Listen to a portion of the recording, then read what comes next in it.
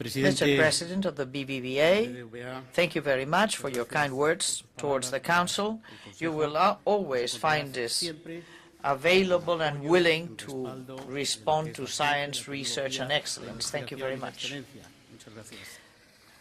Secretary of State, President of the Foundation, BBVA, members of the jury, award winners, authorities, dear colleagues and friends, it is well known that the Greek gods tended to fall easily in love, particularly Apollo, and also the fact that in spite of being gods, they sometimes didn't achieve their passion with the person that they had chosen, and this happened to Apollo with Daphne, the nymph.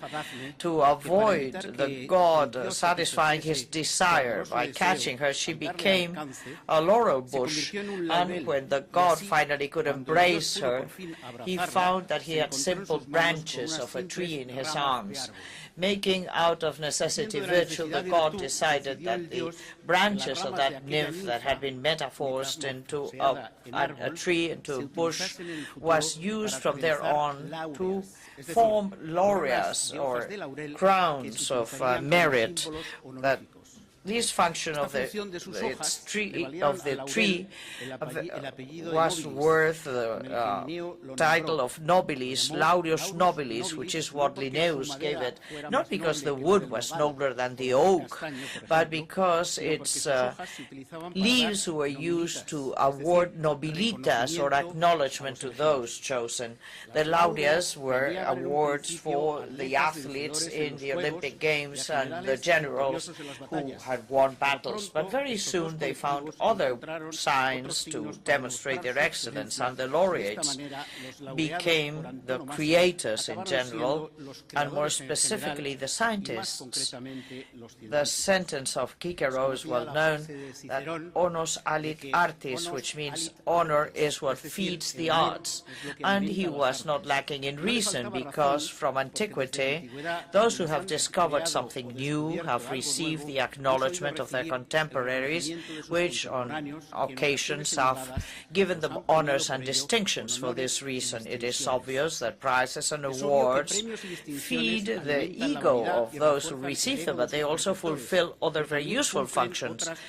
Since the juries that grant them are made up of colleagues, that is to say of peers, the awards are an exceptional exercise of peer review, which grants legitimacy to a given line of research. This fact has had a great deal of importance in those cases where a given hypothesis was clashing against the commonly accepted doctrine and therefore gave rise to the rejection of wide sectors of the academy.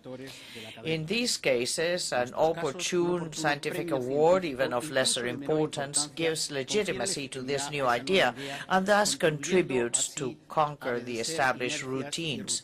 In any case, it happens that scientific activity and its main actors, the researchers, are those that receive multiple awards in such a way that nowadays there are no less than 30,000 scientific awards granted by states, regions, municipalities, academies, foundations, societies, institutions, or enterprises, and their number grows every year. So much so that to guide ourselves, we have annual reports, webs such as the Scientific Awards web, and in Spain there are about 250 awards for scientific creation. But the number continues to grow in spite of the crisis. It is obvious that not all awards have the same prestige, and they are not equally coveted.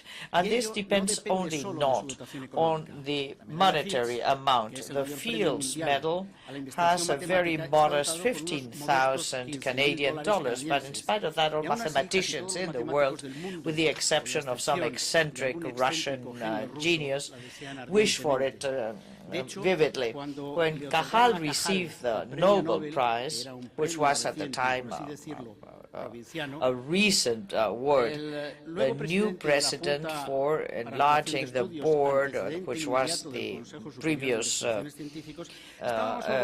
body, was more proud of the Hempfield Award, the Hempfield model, than of a Nobel Prize, and of the prizes to scientific research of talents from anywhere everywhere in the world, the BBVA Foundation Awards have become an indisputable reference, and this is due to several factors, such as the good ear for those who propose the candidacy, the good work of the members of the jury, the fair play of the foundation that convenes them, and the ethos and the professionalism and rigor that surrounds the whole process. The result is always splendid, and the events for handing out these awards become a joyful occasion for enjoyment and a boost of optimism which is so needed in the times we have now.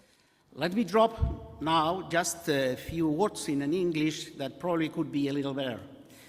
To convey my congratulations to the winners of these prizes, to wish them a very pleasant stay among us, and to thank them for their brightness, their example, and their influence. To all of you, thank you very much also for your kind presence and for the attention you have paid to my words. Thank you very much.